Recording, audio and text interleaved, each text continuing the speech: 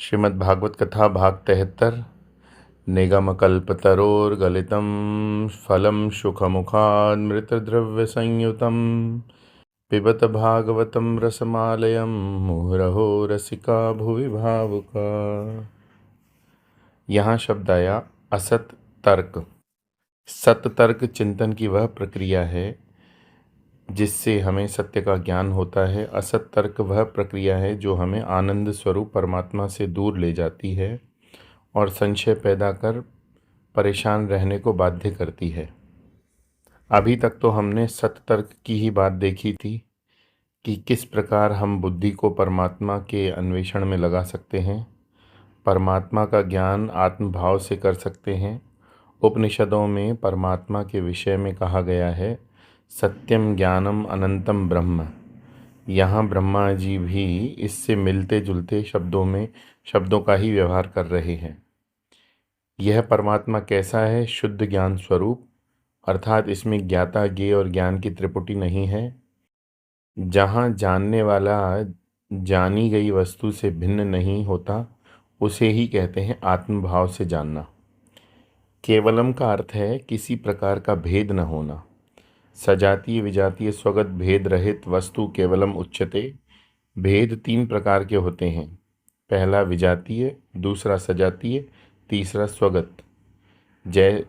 विजातीय कैसे? विजातीय जैसे पेड़ और मनुष्य का भेद, सजातीय जैसे आम के पेड़ और इमली के पेड़ का भेद, स्वगत जैसे एक ही पेड़ के अलग अलग अंगों, तना, मूल, पत्ते इत्यादि का भेद। परमात्म तत्व में उपरोक्त किसी भी प्रकार का भेद नहीं है। जैसे जीव और जगत में विजातीय भेद है क्योंकि जीव चैतन्य है और जगत जड़। ईश्वर और जगत में विजातीय भेद है क्योंकि ईश्वर चैतन्य है और जगत जड़। किंतु जीव और ईश्वर दोनों चैतन्य हैं, अतः इनके भेद को सजातीय भेद कहेंगे।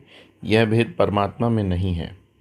जीव और स्वगत भेद भी क्योंकि यह कभी सुखी कभी दुखी होता रहता है, लेकिन इन सारे भेदों का जहाँ अभाव है वो है परमात्मा ही हमारी असलियत।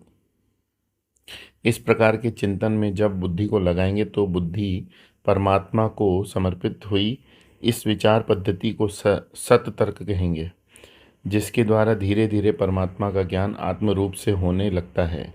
साधक ऐसी अवस्था में पहुंच जाता है जहां मैं के विरुद्ध तू नहीं रहता ही नहीं। लेकिन हमारी बुद्धि तो असत तर्कों में ही उलझी रहती है। एक बार एक मंदिर में हमारे प्रवचन थे। एक लड़का अपनी माँ के साथ आया। माँ तो सत्संग में बैठ गई, बेटा खंबे की भांति खड़ा रहा। जब हम लोग बाहर निकलने लगे तो माँ ने परिचय कराया, स्वामी जी ये मेरा लड़का है। मैंने कहा हाँ ठीक है, अच्छा है। लड़के ने जैसे ही मुझे अपनी ओर देखते पाया वैसे ही तर्क शुरू कर दिए।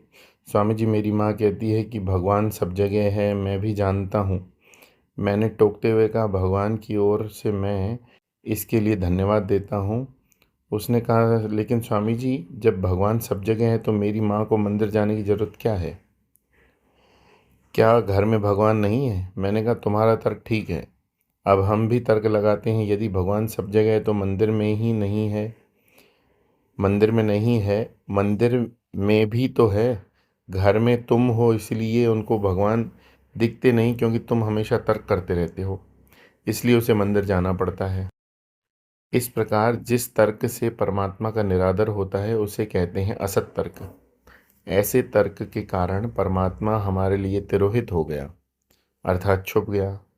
उदाहरण स्वरूप हमारा असत तर्क यह है कि इतना स्पष्ट खुल्लम खुल्ला अनुभव है कि आप हमसे भिन्न हैं, फिर भी ऐसा क्यों माने कि आप और हम एक हैं।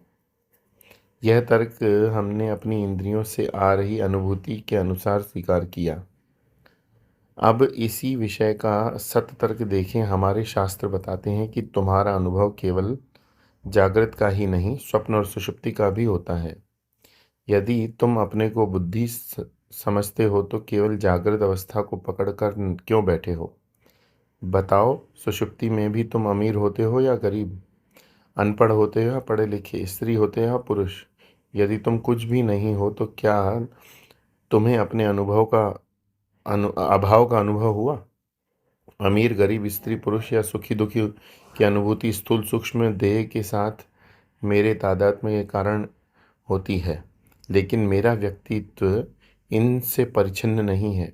मेरा तादात्म्य सूक्ष्म देह से होता है। तब फिर मैं कौन हूँ, इस पद्धति से तर्क करते हुए विचार करें, तब परमात्मा का दर्शन होता है। कठोपनिषद में श्रुति कहती है, एष सर्वेषु भूतेषु गूढ़ात्मान प्रकाशते। यह परमात्मा सभी भूतों में ओतप्रोत है, फिर भी प्रकाशित नहीं होता। परमात्मा प्रकाशित हो यानी उसके दर्शन हो, इसके लिए योग्य उपकरण चाहिए। वह योग्य उपकरण है सूक्ष्म सुसंस्कृत बुद्धि।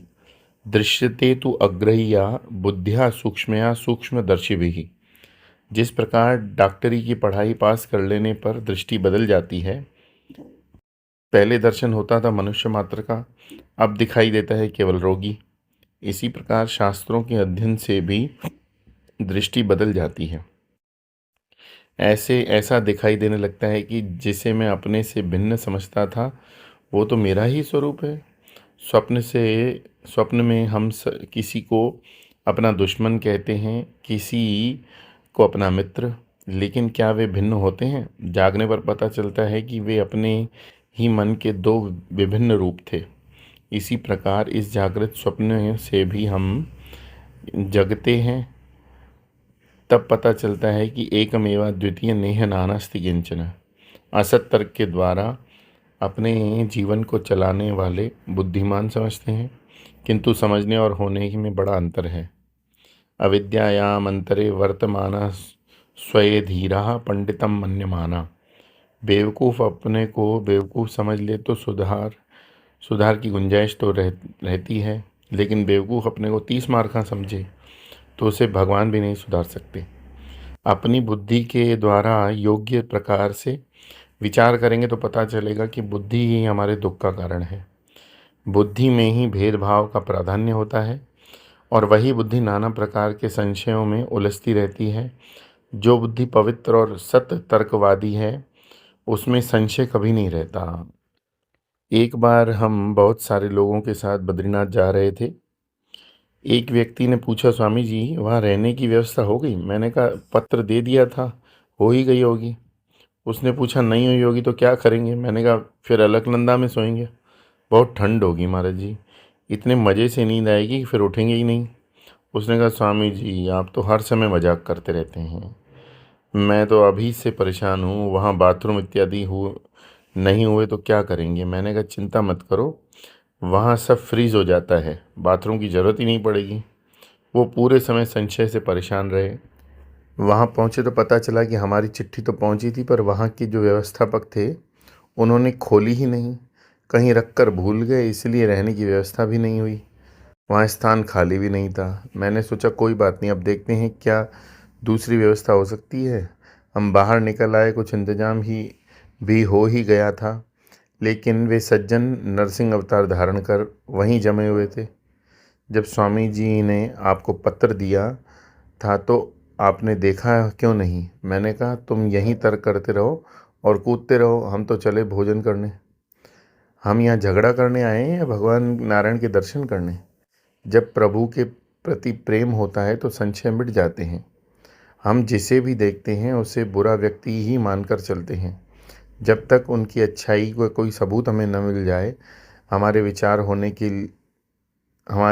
होने के लिए ऐसा चाहिए कि सभी लोग भले नजर आएं। जब तक किसी की बुराई का कोई सबूत न मिल जाए, इस विचार को लेकर चलो तो देखना दुनिया आपको मदद करने वाले हजारों मिल जाएंगे। एक अम्मा मुझे फ़ोन करती है, जब भी फ़ोन करती है मुझसे एक ही अनुरोध करती है, स्वामी जी एक नौकर दिला दीजिए। आज तक उसने मुझसे और कुछ नहीं मांगा। मैंने कहा अम्मा मैं ही आ जाता हूँ तुम्हारे घर नौकर बनने। उसकी परेशानी यह थी कि नौकर बुरे होते हैं और कोई टिकता नहीं। मैं कहता हूँ अम्मा एक ख़राब हो सकता है, दो ख़राब हो सकते हैं, कि सभी नौकर ख़राब हैं? अकेले तुम ही अच्छी हो। जो सबको बुरा मानकर शंका की दृष्टि से देखता है, जिसकी बुद्धि में कुतर्क है, संशय है, उसकी दुर्गति ही होती है। भगवत गीता में भगवान कहते हैं संशय आत्मा विनश्यति। बोलिए श्री कृष्णचंद्र भगवान की जय। श्रीमद् भागवत महापुराण की जय।